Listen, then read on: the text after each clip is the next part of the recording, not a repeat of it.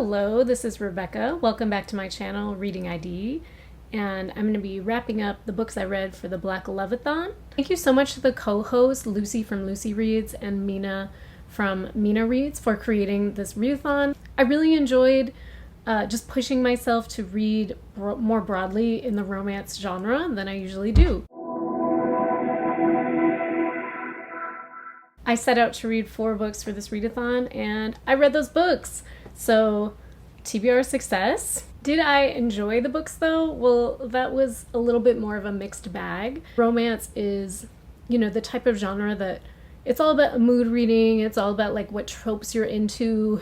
If you sort of push yourself outside of your comfort zones, yes, sometimes you can find new things that you love, but it's a little bit tricky. So the first book that I read was kind of a substitution for the group book, because the group book Rebel by Beverly Jenkins I had already tried to read and kind of immediately DNF'd, and I gave Beverly Jenkins another try. I picked up a book, a novella that was called You Sang to Me. This is about Regina, and she's an aspiring singer, and her love interest Jamal is this big name record executive who comes to town and discovers her and offers her a recording contract. And so things I loved about this were the setting. It really brought the cityscape of Detroit to life for me.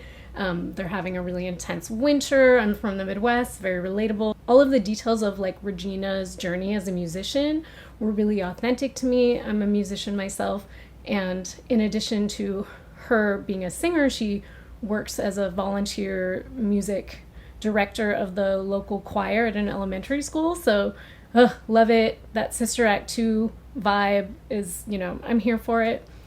Unfortunately, what didn't work for me was the real romance angle of it. I didn't like the way that I didn't like the way that Jamal, who is, a very rich, important guy, he comes and stays at this fancy hotel, and he meets Regina because she's literally the maid cleaning his room. So I didn't like that power dynamic, even though he does go on to be, very respectful of her and her boundaries. I just didn't think that was a meet cute.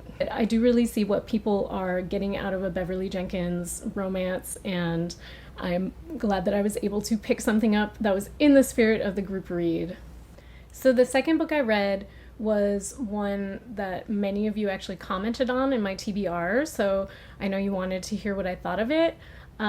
This one was called The Millionaire's Redemption by Therese Bahari, and unfortunately I liked some aspects of it. Well, okay, so it was almost the opposite situation to the Beverly Jenkins novella. So in this one, the romance was really working for me.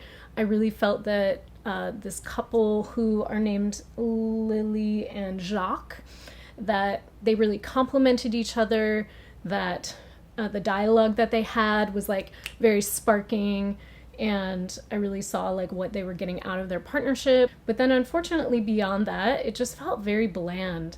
I didn't really get any sense of place. It is set in South Africa. It was published by Harlequin Romance, and I don't know if she was kind of trying to intentionally write kind of generically for the international market and not be like pigeonholed as a South African writer, but I just got absolutely no sense of what it was like in her in the country of South Africa or the specific city where this takes place.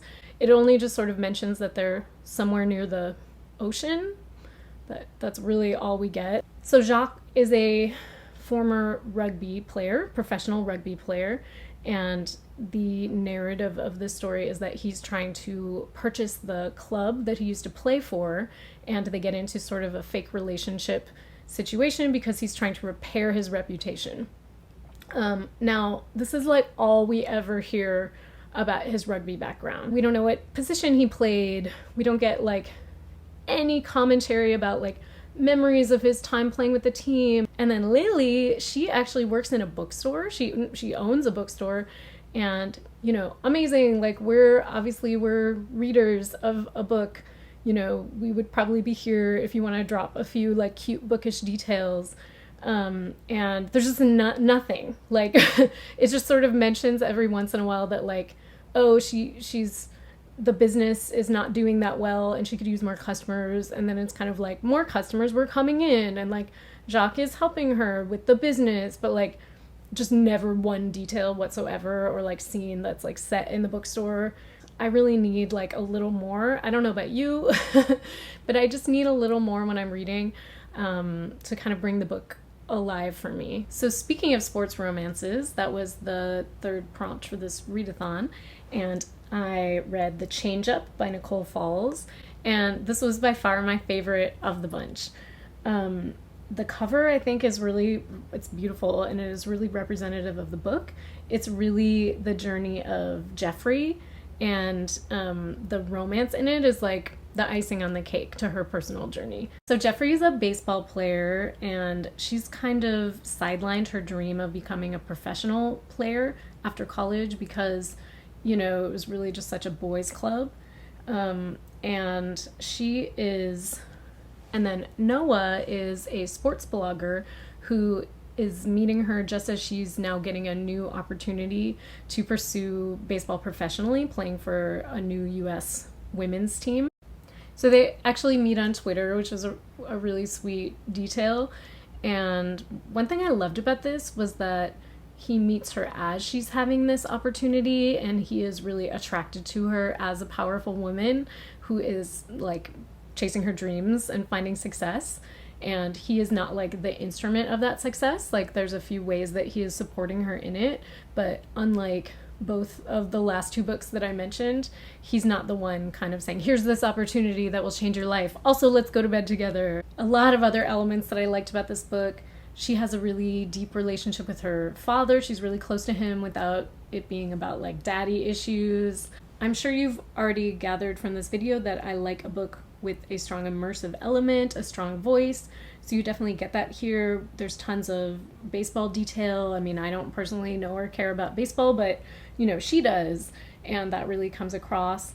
And it's definitely very centered in African-American culture, and like very pointedly so. And I really loved that. So let's see, for example, on the very first page, it just drops that, you know, she has a 3B curl pattern. So this book is definitely written like by a Black woman for Black women. So my only caveat is that this book seems to be self-published or independently published, and it could definitely use just a little more editing. There are definitely some situations where there's just like a word missing, but if that won't put you off, I highly recommend this book. All right, the fourth book that I read was to fill two prompts. One was to read a queer Black love story, and one was to read a friends to lovers romance. I read This Is Kind of an Epic Love Story by Kaysen Callender, an author that I've been wanting to read for a while. This book was very sweet and very queer. So it's about Nate and his best friend / ex, Florence, and his other ex-best friend turned romantic interest, Oliver James, who has recently moved back to town. I really cared for all these characters, and I really wanted them to like live all their best artistic dreams in life. But for me, it was a little bit just extra infused with like teenage hormones, and just every single person in the friend group, you know, being interested in each other in different combinations, and you know, being very hot and cold with each other. Just for me personally, you know, I was friends with all of those people. I really see my friends from high school in those people, but I always kept that drama kind of at arm's length, you know? I was not all up in it, and honestly, it was like kind of stressing me out. I definitely think that if you are or you were like an artsy, messy teen with a lot of feelings, like, you will love this book, and this book is for you. I will also say it deals very beautifully with grief and family relationships. So that's it. Those are the 4 books I set out to read and read for the Black Loveathon. And if you participated, I'd love to hear how the week went for you. Were you able to accomplish your TBR? Did you find any new favorites? And we'll see you in the next video. Bye!